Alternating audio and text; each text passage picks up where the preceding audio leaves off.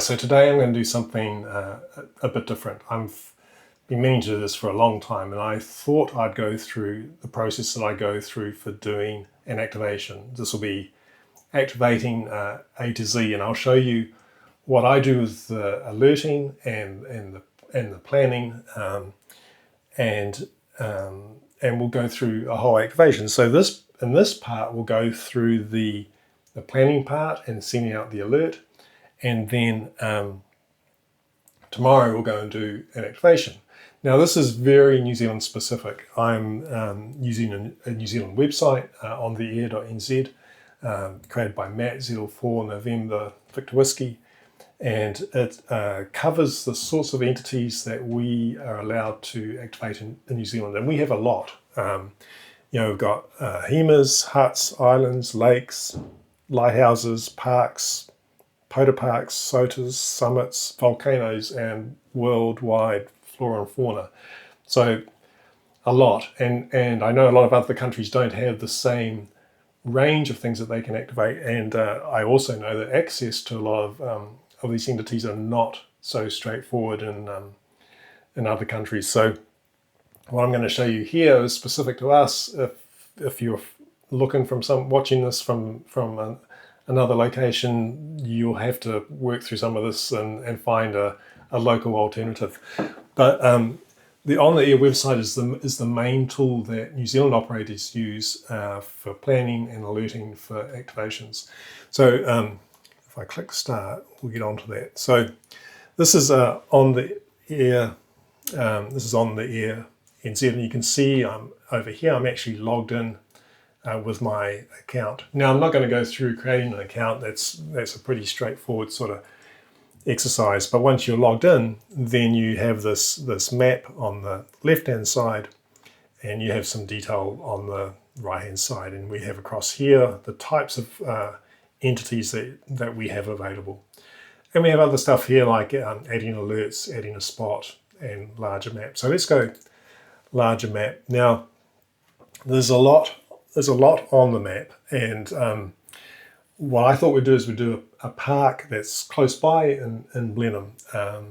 It's a park that I've activated before, and we'll give that a shot. So the map's got a lot of different things that you can see. These blue dots are huts. The purple peaks are summits.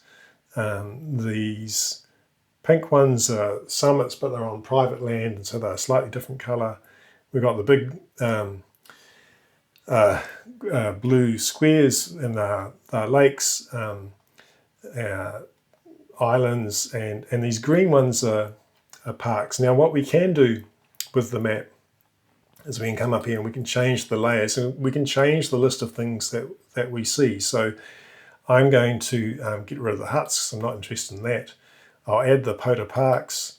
I'm not worried about islands, and actually we're not going to do a summit tomorrow, so there's no point worrying about it either. And if I apply that, then the map changes. So these square sort of maroon, I don't know, purpley sort of squares, they're Pota parks. And these green squares are regional parks. So Pota parks are internationally recognised parks. You need 10 contacts for that.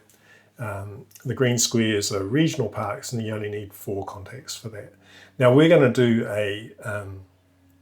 just a 4-contact regional park, mainly because it's handy and close.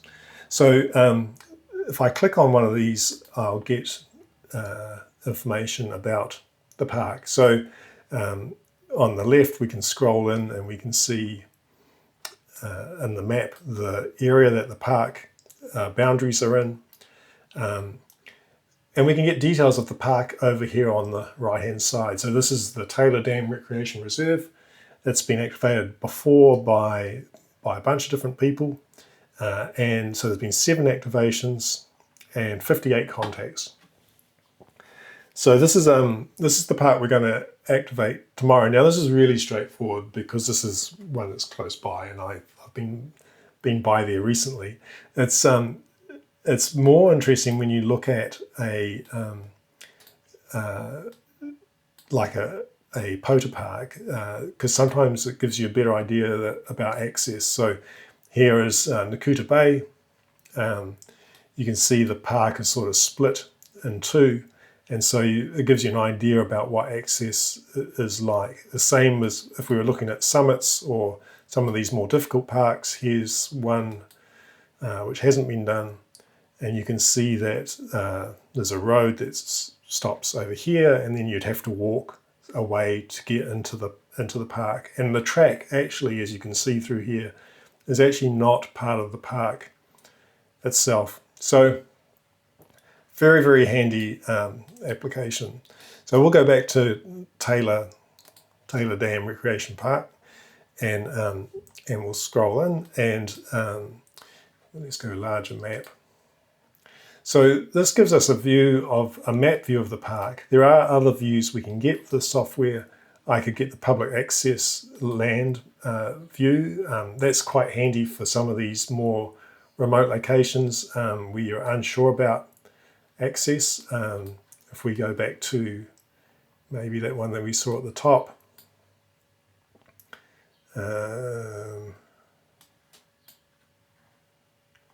Lost my way now. Oh, it's up here. Here we can see that it's within this conservation area. This is this green color, and these are access roads that are legal access roads around. That in some ways that can be a very handy way to sort of see what options you might have to get into a location. I use it a little bit, not a lot necessarily. The one I do use a lot though is the air photo. So if I look at this, I can see an idea of what the park is like, and what I'm looking for is, in this case, where can I drive, where can I park, and where's a likely place for us to set up. So here I can see, obviously, there's parking here, there's a barrier here across the road, but there's some clear spaces along here, and I don't see any power lines. That's the other thing I look for. Also, it looks like maybe this could be a picnic table or something, as could this one, and there's one under here as well, and there's this big tree. So if we were going to throw a rope in a tree, this might be the perfect location to be. Alternatively, if we're going to do a dipole, we're going to use a mast, then there's options here. So this looks ideal. You get these funny artifacts sometimes where there are parts of the park or things that you think should be in the park which are actually not part of the park in terms of the way the park is registered. So you got a funny little artifact here with this part that isn't, and even this area here of clear space that you might think is actually part of the park. And certainly if we were to visit it, or when we visit tomorrow, we'll probably go by that way. You would have thought, yeah, that's part of it. Actually, not in terms of the way the park is registered in the information about it. So what we'll do tomorrow is we're going to drive here and set up. Now the first thing, now that we've got our location, what we're going to do is we're going to send out an alert. So an alert helps chasers.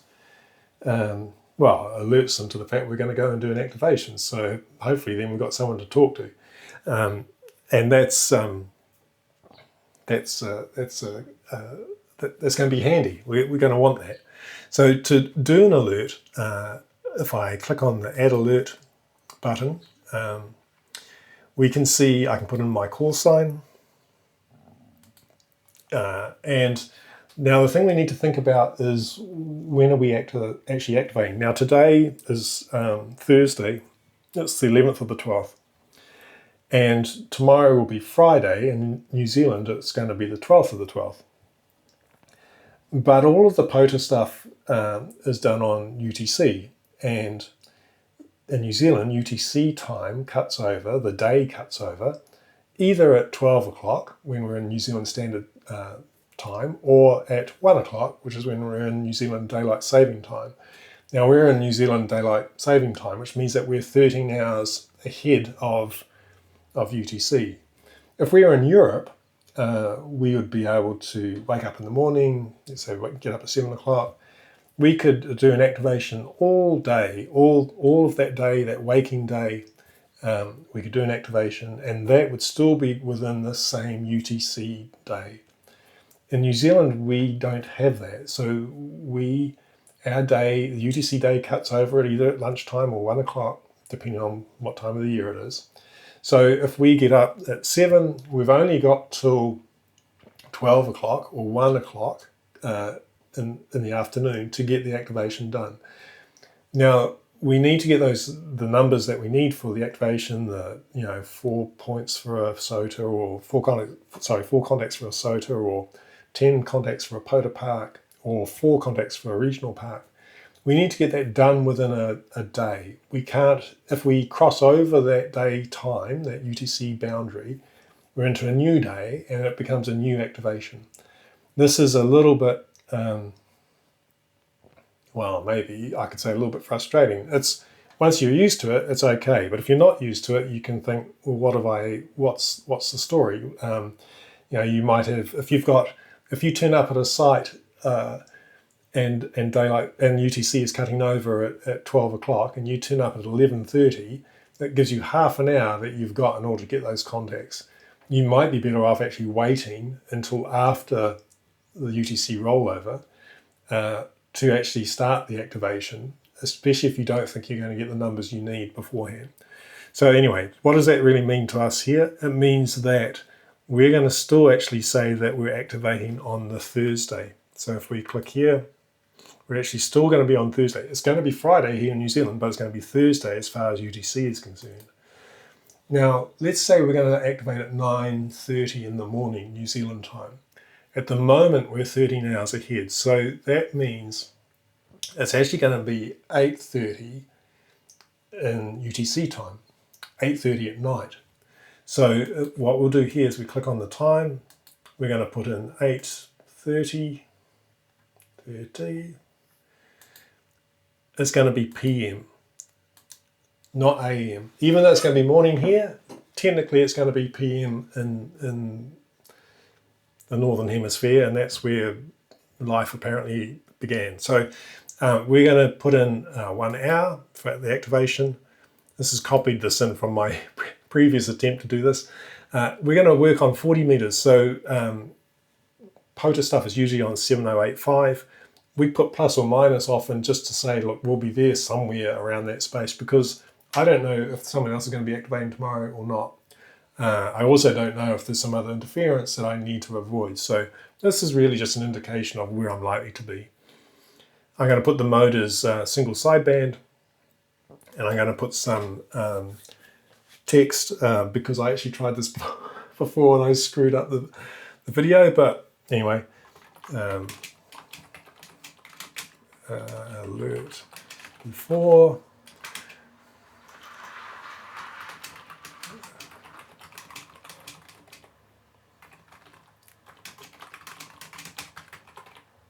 Here's a second attempt.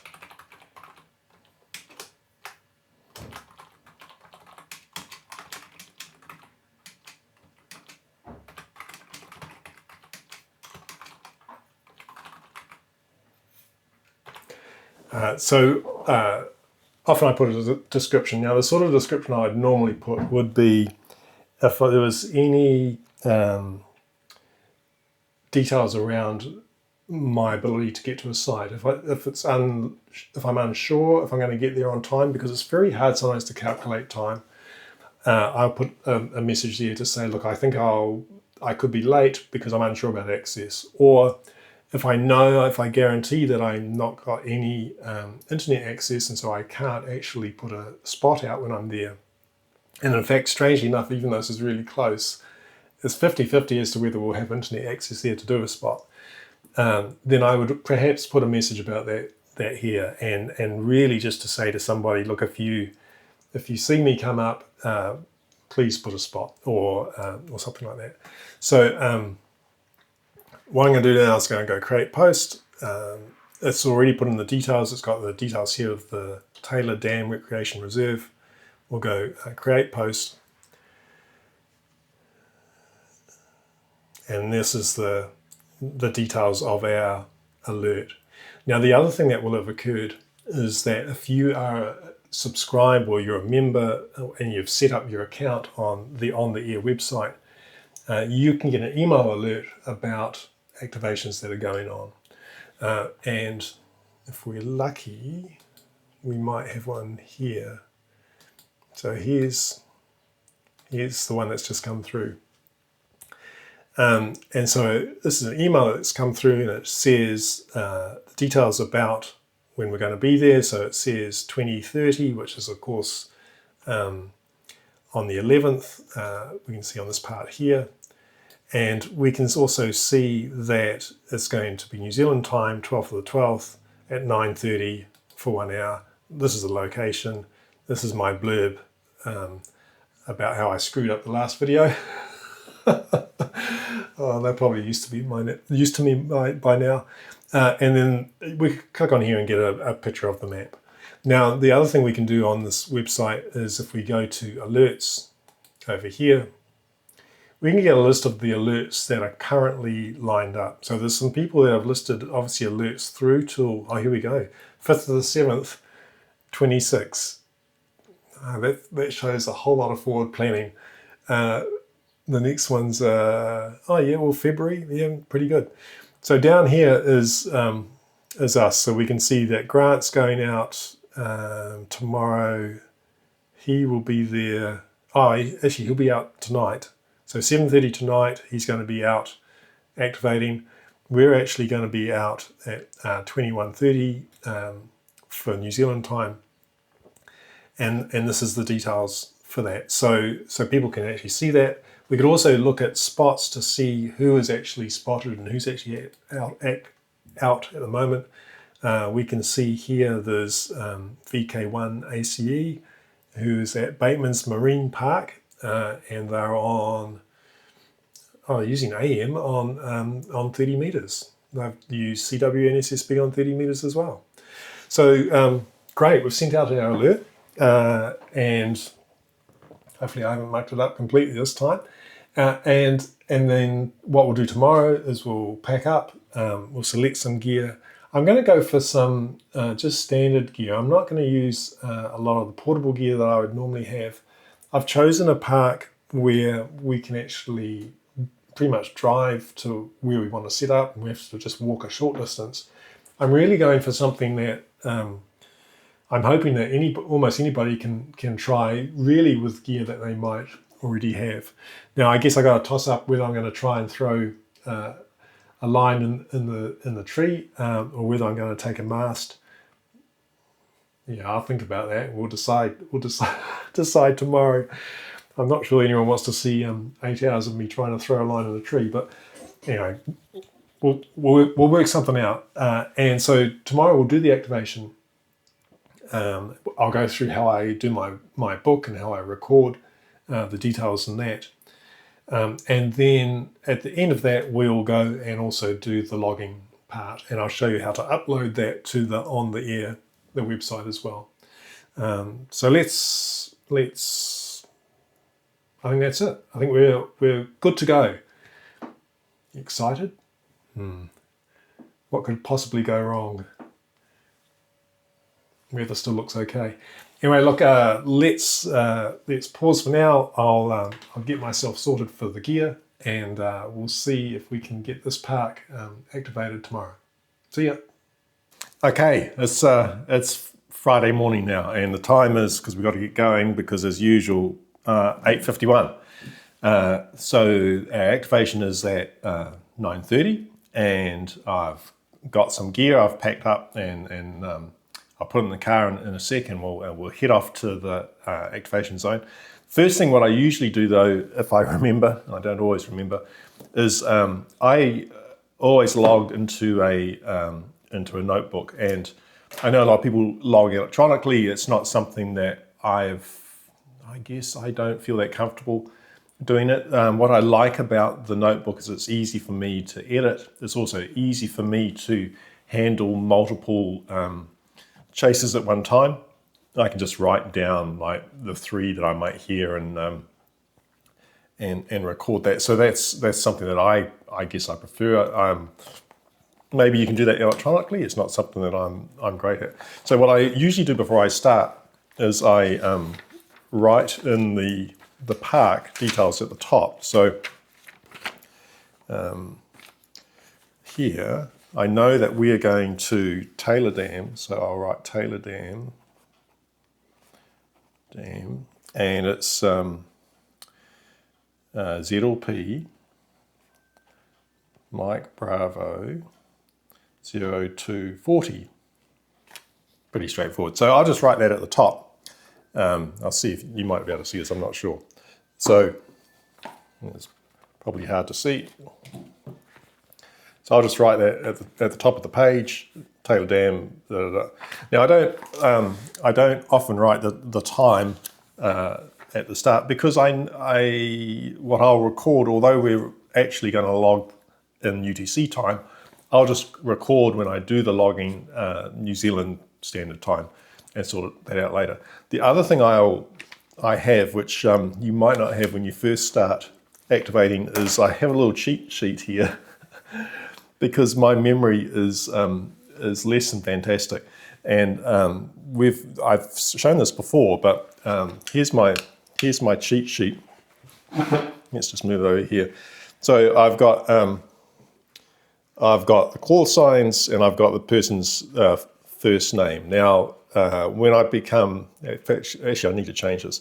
When I become more familiar with the call signs, I'll often drop people off the list. So I don't know why I've got Jim there still ZL2BHF, or Chris ZL4CS, or Phil, or I've probably got Greg in here as well. No, he's been eliminated. Or Malcolm.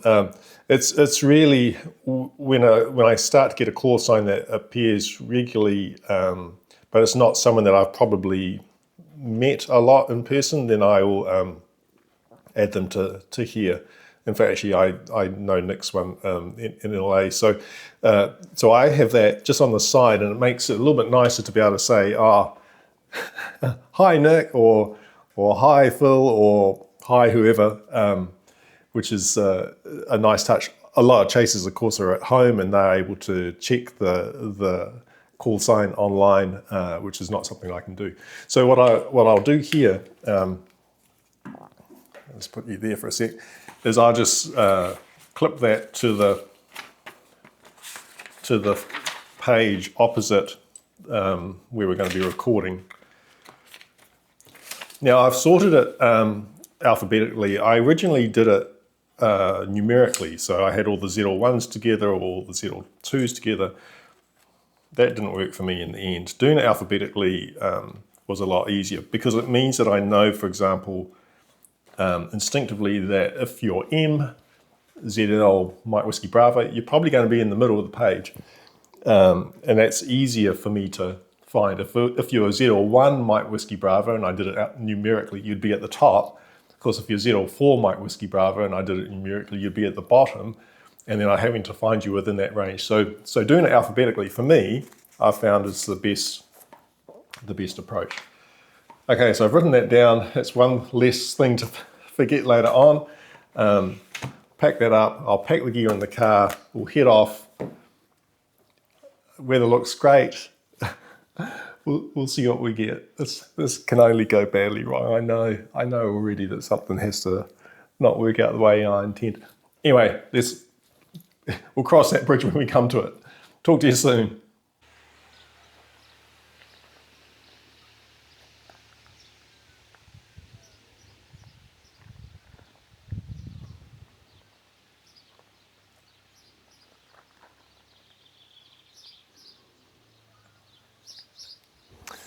Okay, so we're here.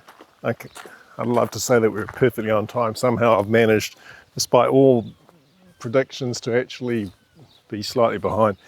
What I like to do first when I get to a site is, especially if it's one I'm not familiar with or it's not entirely obvious, is just to have a look around to see where might be the best place to activate from. Now, we had this cleared space over here, which is actually quite nice. And I had thought that there might have been a a table here. There's not really. The other thing that I want to be mindful of is we want to keep out of the road of anybody else. There's a few campers here, but I mean, I doubt that we're going to be a problem for them. But what's this here? It's just really a seat. So either we could set up around here, or there is this picnic table over here, and this platform over here as well. So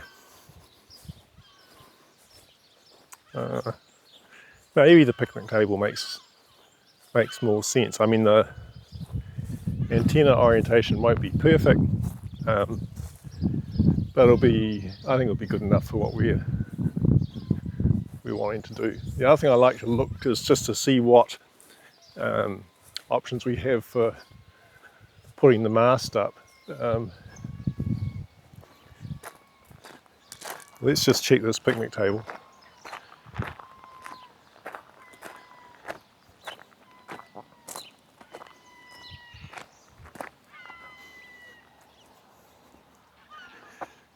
Yeah, let's give this a shot, eh? Right, I'll get the stuff in the car and we'll get ourselves sorted. Now, the gear that I'd take for a more portable activation is different from the gear I've got today. I've got more stuff than normal. I've opted to go for a sort of configuration or a setup that you may well have at home. I'm going to use this 6 meter mast. It's the cheapest Sota beams mast that's available.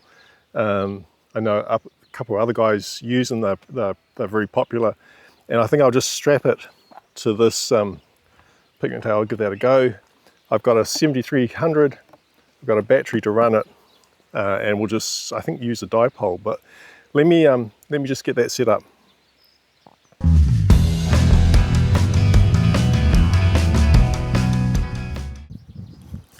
Okay, we've almost set up, and we've got a minute to go. So I'm 7300. I've got this printed case that I've got on the front. Just give it a little bit of protection. The other thing I've added is this is the carry handle. These are about $40. I think it comes with these feet as well at the back. I think it's if you want to take a normal radio out for activation type stuff, I think it's a great option, worth considering. Let me just put you there for now. Got the choke, antenna plugged in. Need the mic. That would be a good start.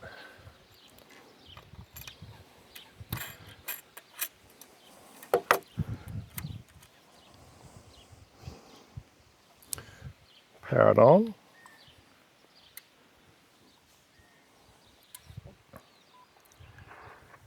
Let's go down to 7085 and tune.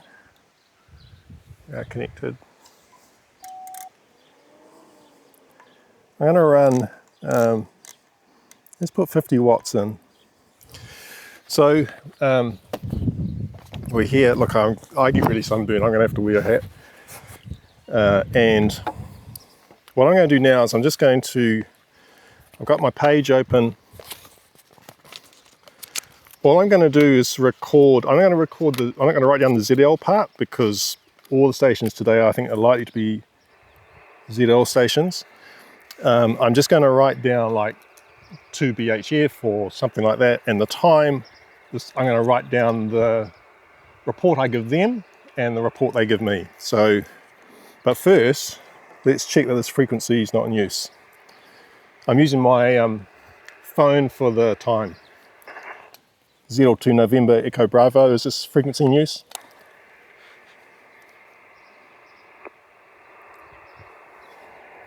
Zero 02 November Echo Bravo, is this frequency in use? It is now. Thanks so much. Xiegu Pota, 02 November Echo Bravo, calling Xiegu Pota for Parks on the Air. ZL2 Tango Whiskey. 2 Tango Whiskey. ZL2 Tango Whiskey. Good morning. 5 and 9 into Taylor Dam, over. Yeah, Roger, Nick. ZL2 NEB, ZL2 TW, you're 10 over 9 into Blenheim, over. Well, thanks for the 10 over 9 into Blenheim. I guess that is to be expected. I could probably shout and you might hear me anyway, Stuart. But look, thanks for helping out on A to Z on activations, over.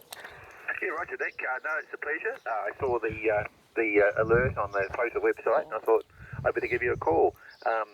Thanks for the activation, Nick. ZL2 NEB, ZL2 TW. Thanks, Stuart. Look, I'll catch up with you later on today. 73s. Roger, 73. ZL2 NEB, ZL2 Bravo Hotel, QRP Mobile. ZL2 Bravo Hotel, ZL2 November Echo Bravo. Morning, John. 5 and 6 here into Taylor Dam, over. Roger, thank you for 5 and 6. You're 10 dB over 9, Nick, and I'm QRP Mobile, over. Okay, thanks for the 5-9 and the QRP. Hope your day's going well. It is indeed. Yeah, just using the Xiegu X6200. Okay, Nick, you have a good one. Always a pleasure talking to you. Cheers for now. ZL2BH clear. Thanks, John. 73s. QR, is it the other station that was calling? ZL1 Bravo Delta Sierra. ZL1 Bravo Delta Sierra. Good morning, Graham. 5 and 9 into Taylor Dam, over. Yeah, ZL2 NEB, ZL1 BDS. Good morning, Nick. Thanks for the 5-9. You're coming in 5-5 to my home location. Look, thanks for the 55. Appreciate you helping me out today. Hope the rest of your day goes well. Yeah, ZL2 NEB, ZL1 BDS. Yeah, Roger, Nick. Good hunting. 73. Siki Pota, ZL2 November Echo Bravo, Siki Pota for Parks on the Air. ZL2 Sierra Echo Alpha.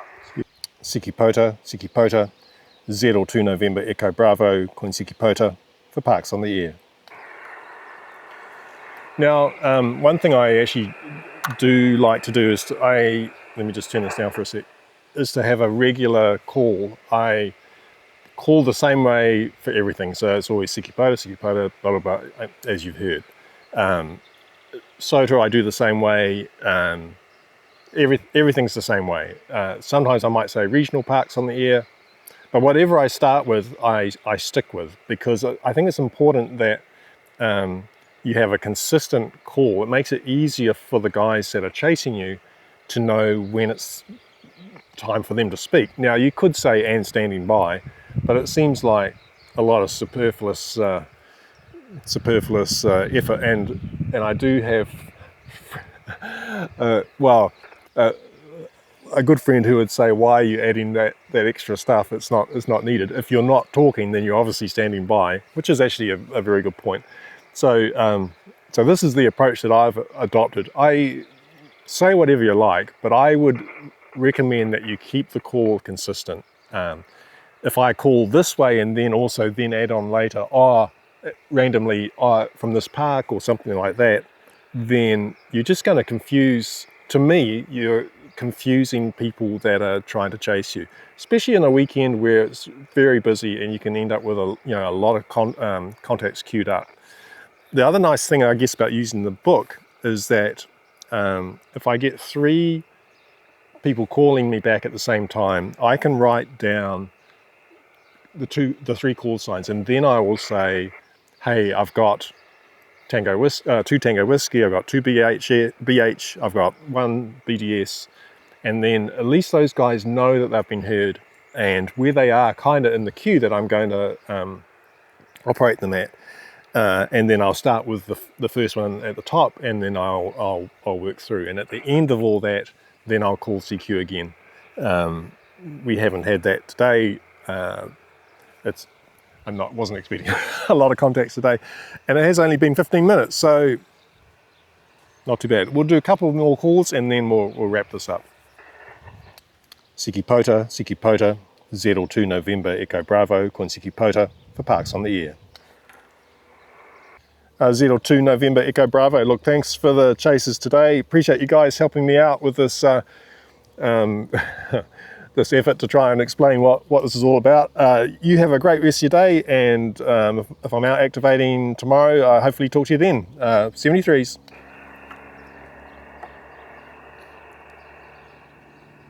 So what I like to do also is that when I've finished the activation is to actually wrap up, or at least say that this is it. Now some people say last call, say something. I think it's good to know what's going on. I think also, about talking about being consistent with your call, I like to be to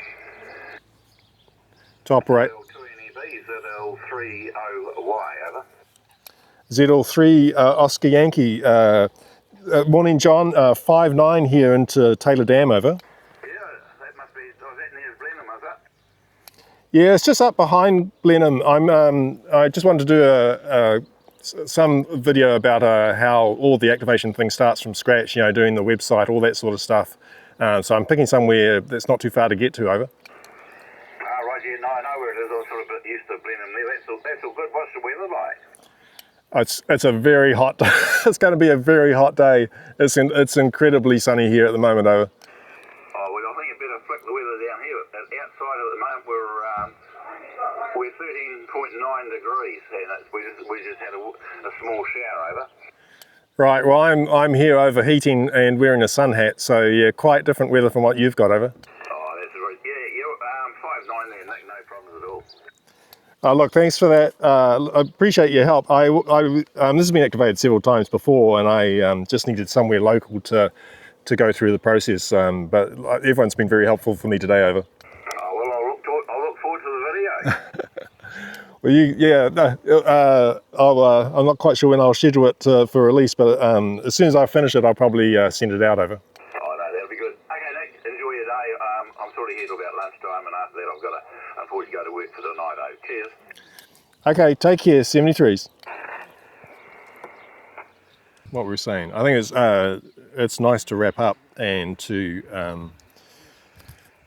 make that obvious. The other thing is that it's nice not to have a lot of dead air. I think if you're activating, you want to be out activating and calling regularly. I wouldn't personally, I wouldn't stop midway through and go do something else, because that also leads to confusion, I guess, with the frequency use and everything else. So for me, I start an activation, it probably runs for about half an hour, and then when I wrap it up, then it's done. So it's like a concentrated effort for 30 minutes or so, and when I'm gone, I'm gone. Although in this case, John's called me back partway through. But that's the activation part done. So let's just I'll just show you what I've got in the log, and then let's talk about the setup. Right. So hopefully we'll be able to see this. This is what I've. Maybe you're not going to be able to see it. Should have thought this through. So all I've written in my column is I've got a 9, so this is the hour that we started. Now this is New Zealand time that I've put here. What do I do with the pen? Yeah, here we go. So I've written 9, so that's the time we started, New Zealand time. I'm just writing the minutes down here on the side. Then I've just got the call sign. Now if I had an Australian call sign, I'd obviously write VK and then the call sign. But all the New Zealand guys are all going to start with ZL, although actually in 2026 they could start with ZM, so that will throw me out. And then I've just put the call sign down here. This column here is the signals that I've sent to them. So this is what I'm writing down here, and this is the signal that I've received. Now I don't write that across the top because this is my notebook and I know what I've decided to do, and if I can't work it out, then that's a problem for me to solve later. But that's essentially what I'm doing here. So just the time. If we went across the hour, I would write like 10 here, and then the next 10:01 or whatever on the way down, and then the call signs here, what I've sent, what I've received, and then what I'm going to do is when we go back, I'm going to add that to the log electronically. of course, if we were doing this electronically, it would actually, we could upload it directly. So the radio, I must say this 7300 isn't the best in bright light to read, but I mean, you don't need a waterfall radio. I just thought I'd bring this out because it's a common radio that a lot of people have. Remember, it's got this this sort of foot thing here, which is quite nice. All I've added, of course, is the feet and the handle. I think that makes it easy if you're going to carry it around. This was this is the cover that goes on. Let's just turn this off. The cover that goes on. Just pull that off. And it goes this way round, so it just clips like that. I think if you're going to be carting it around a lot, then that's probably a nice idea. This was a free design that someone has released, and I actually, a friend printed this one for me because it's just slightly bigger, and he had a different plastic. What I've got at the back here is just I'm running the cable into a choke, and then up the mast, and then for power I've got the standard Icom cable here, but I've got Anderson power pole connectors on the end of it. So that's when I use this at home. My power supply also has a cable with Anderson power pole connectors on it. Now connected to that is a battery. And I just hook up the battery using these alligator keys. Now we were just using 50 watts, and so we don't actually need a battery as big as this. So this is I think it's a 30 amp hour battery. Hang on, let's just put you here, and I'll see if I can pull it out. It's from a company in Auckland, I think. Settle. So can we see? There we go. 12 volt, 30 amp hour lithium iron phosphate. It's not actually that heavy, but it's I've got it so that I can run for like a longer competition type event, but also because if I wanted to use more power, there's going to be more current being drawn, and the bigger batteries are designed to handle more current. We could of course use a much smaller battery, and that would certainly give us enough run time. But if we were trying to use a lot higher power, we would be in danger of probably stressing the battery, maybe, whatever that means. So okay, so the mast, again, the 6 meter Sota beam mast. This is the one I take in the pack. If I was driving, I could get a 7 meter or something like a 10 meter or 9 meter spider beam. It was a good idea. I'm just using these elastic straps to hold it to the picnic table. We're in luck that this picnic table doesn't extend too far this way. That's the other challenge you get sometimes. But this is a great way to actually quickly put the mast up. And the antenna we're using is just a dipole for 40 meters. Now, I've got a 3D printed thing. I'll bring this down and we'll have a look. It's some RG174, but we're just running one leg down over here. This is one leg. I mean, this is very basic. I'm using this paracord to hold that end, and a similar setup down the other. Let me just drop this mast, and you can see what the setup is like in the middle.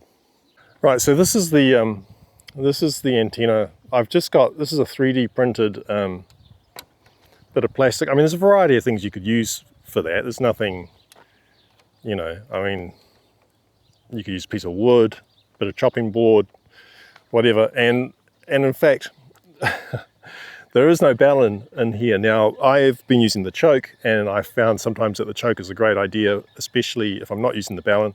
I've had a couple instances when using this antenna, I've had a little bit of RF coming back into the radio. The choke fixes that, and I don't think chokes are a huge penalty.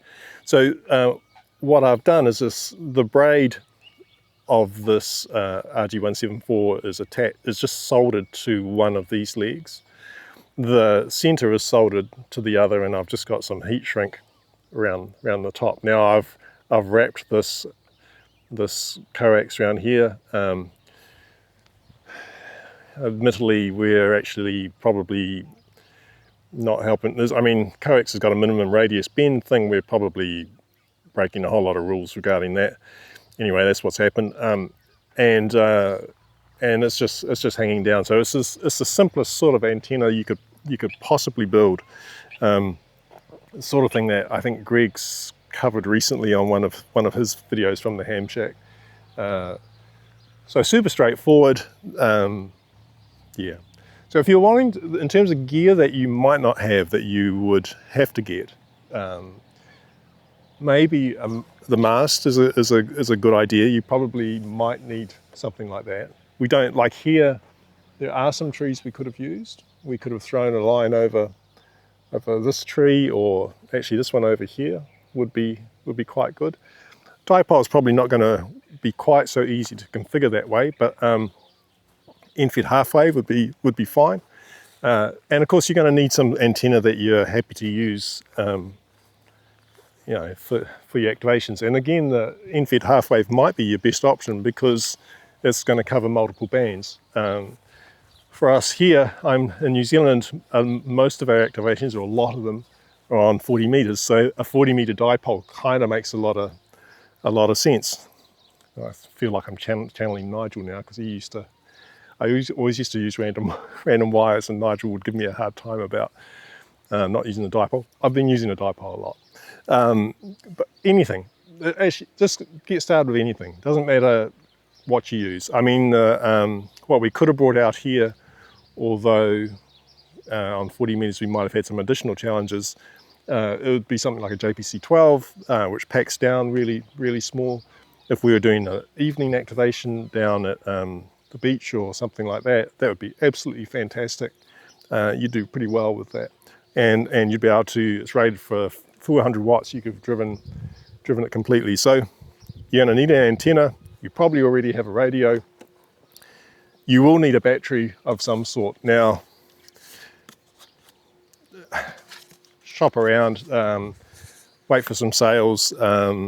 Some people are using power packs. The other thing is that, like, I use 50 watts. I couldn't need to use 50 watts. I certainly don't need to use 100 watts. So if I was using less power, I actually don't need as big a battery. And I brought this one just in case if we wanted to use full power. So think about what sort of power you might want to use. Like 20 watts is a really good option.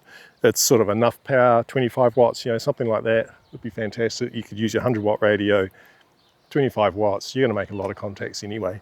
So that's our gear. We've done our activation, we've done the alert. We didn't do the spotting. Why did I not do that? Probably because I didn't have internet access. Actually, let's see. So what I could have done before we started actually is go to the website and put up a spot alert. Let's see if we can find that. Okay, so we're not going to get, I've got no coverage. Okay, I couldn't have put up a spot alert. Yeah, not fantastic. This is one of the challenges. Even though Blenheim is only like 5 minutes down the road, we actually have no coverage in this location. Not uncommon in New Zealand. We've got cell coverage, but not for we've got cell coverage, but not data coverage. So anyway, okay, so let's pack this down, and we'll head off and see if we can. We'll head off and we'll do the logs. That's the plan. That's the next thing. We'll do the logs, and on there I'll be able to show you how to do a spot when we do that part. We just have to pretend we did it out in the field. Process is exactly the same. Anyway, let's do that, and so back to the office. Well, congratulations, we've on the activation this morning. I've packed everything up, I've come back, and now I'm going to get on and do the logging part. So the logging part is really the final part of the puzzle. What I'll do first, though, which we were unable to do at the site, is to show you how to do a spot. Now, if I had internet access from the phone, I could have self-spotted at the site, and I do that sometimes. Although in many ways, I guess I think alerting for me is more important. So especially if I alert the day before, people can see when I'm going to be out. And spotting is definitely useful to show that I'm there, but it's not always guaranteed that I'll be able to actually be able to do a spot. Now, there is a couple of ways around that, and we've talked about Sota before as an example of how you could actually spot if you're in a Pota park or on a Sota summit, or if you've got a way of communicating with somebody else, you can spot on your behalf. Either way, the process for either them or yourself is pretty much the same. So we'll just go through that now. So what we'll do first is we're going to go to the again to the On the Air website, and at the top there's a area that says Add Spot. Now, what I would normally do is I would find the park that I was activating. So here we go on the left. Here I've got Taylor Park or Taylor Dam. If I click on the park, then it gives me the details of the park, and as part of that, there's this option that says Add Spot. You know, in the same place that we went to do the Add Alert. I like to do it this way because it means that it will populate the park details for me automatically. So if I go to Add Spot, then I put in the call sign.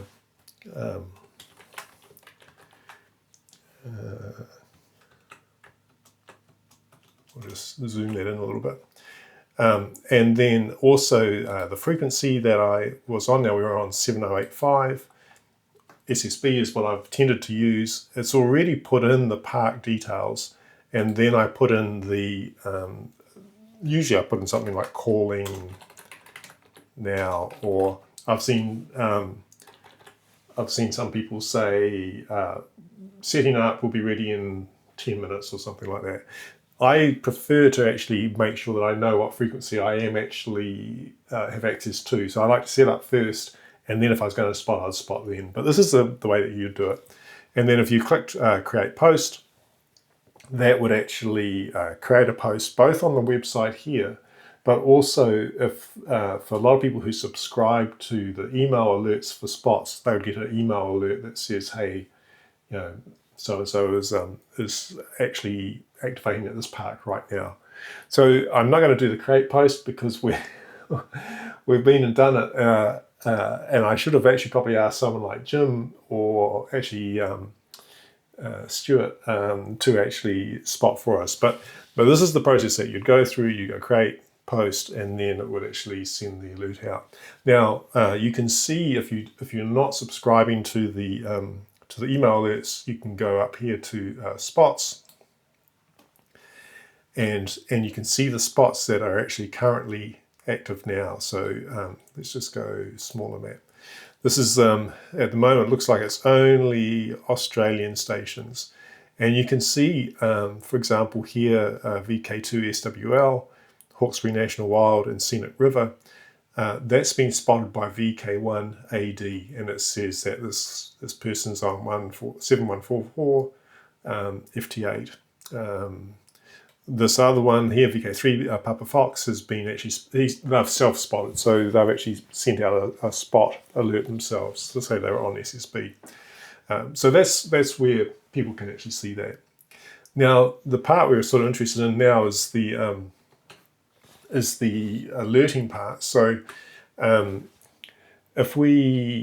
that's not alerting, the logging part. So there's a couple ways you can do logs. Now, some people do it through the website, and there is a way you can do that. If you go to My Logs here, this shows the logs that I've got listed, but I can go add log,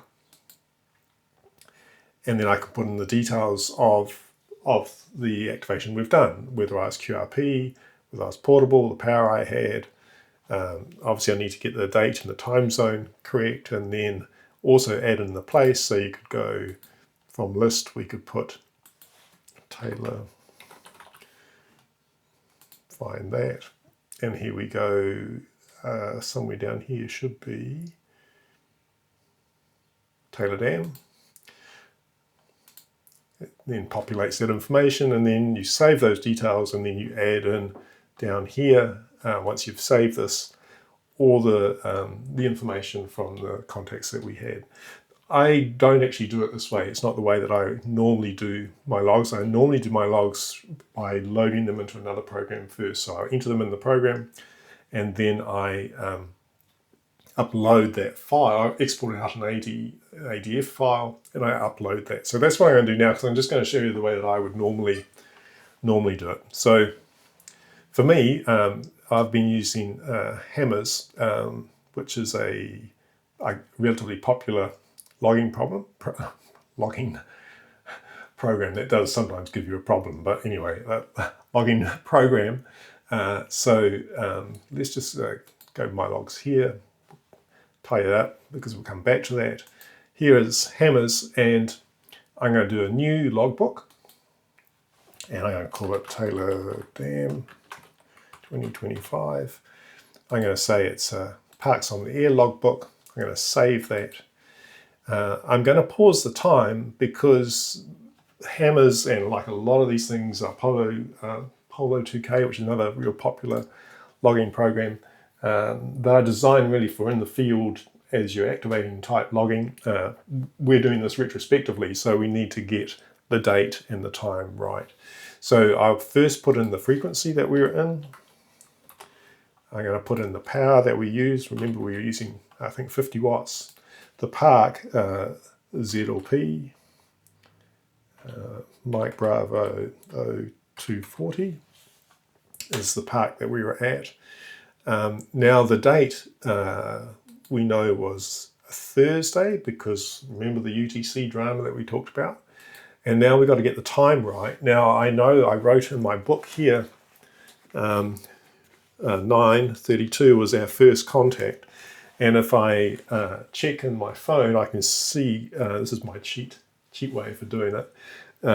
I can see that I put the alert out, and it said NZ time was 9:30, which is UTC 2030. So if my first contact was 9:32, then my first UTC time, and this has to be done in UTC time, is 2032. So let's just put that in there, 2032. So that's the time for my first contact. Now the first contact in my book, ZL2 Tango Whiskey, we can see it's actually up the top here. It puts those details in. We got 5959 for both of those. I'm just going to save that, and then I'm going to go through the next lot. So ZL2 BHF 56. Oh, BH actually. That was John, 5659. So I'm going to just rush through these, putting these in now, and then I'll show you the next bit. Okay, there we go. We've put them all in. We got 11 yesterday, which was great. It shows them here. Now that I've done that, I'm going to go back to logbooks up here, and I'm going to take this one. I'm going to choose to export as an ADI file. So I'm going to go export, and it's going to ask me where do I want to save it. So I'll just save it here. It'll be called Taylor Dam 2025. So we're going to save that file, and we'll go back now to the website, and we're going to upload the log. So I've done, entered the details into HamRS, which means I've got an offline copy. I've exported that as an ADIF file. I'm going to go upload log, I'm going to now, I'm going to choose the file. So let's go, let me just zoom in a bit. What we'll do when we check the log is make sure that it has added the park, but usually it works fine for this. In this case, we're just going to choose the file. I'm going to go to where we were here, and it is Taylor Dam ADI. Open that. So it's added Taylor Dam ADI, and we'll go upload log.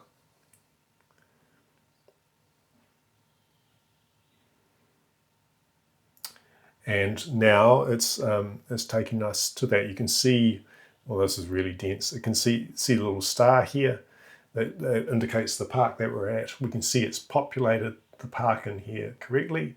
We can see the power's correct, the data's correct. We were portable, but obviously we weren't QRP. Time zone is UTC, and we can see here then the contacts that we logged. So that's it. It's all uploaded now. And if I go back to my logs,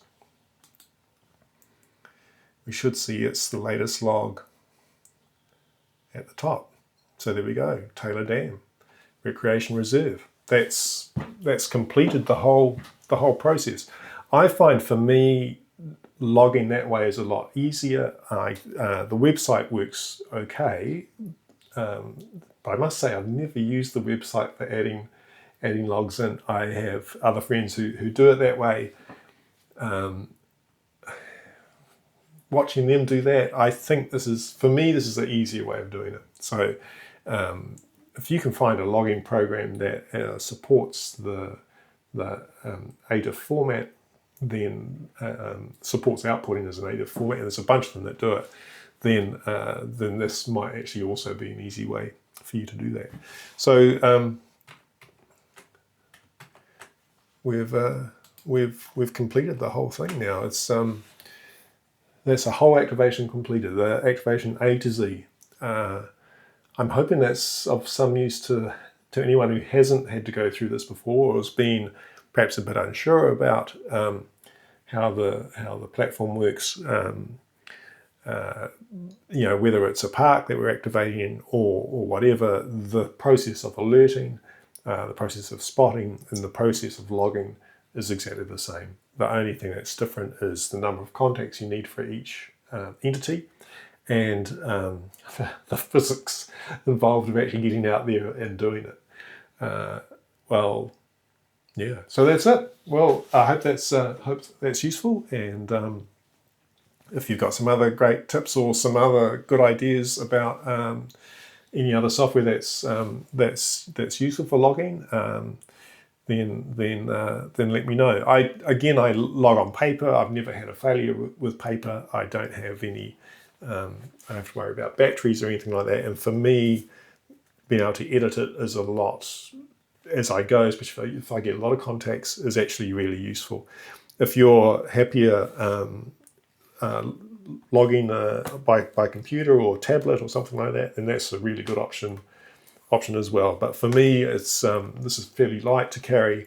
I don't need to worry about having it charged up, and so that's the way I do that. If you're again, and I think also if I was using a logging app on the phone, I would probably find that a bit more of a process. But do whatever works for you. That's the main thing. And I also hope that by using something like the 7300, that I showed that you can, you might not need any extra gear, or you might need very little extra gear in order to actually get out and do an activation. And you also you can use perhaps the radio that you normally use initially, and if you really get into it, perhaps you might look at one of these other more portable radios like the 171 or G90 or a 705 or whatever. There's plenty of options. So yeah, well, hope that's encouraging. Talk to you again. See ya.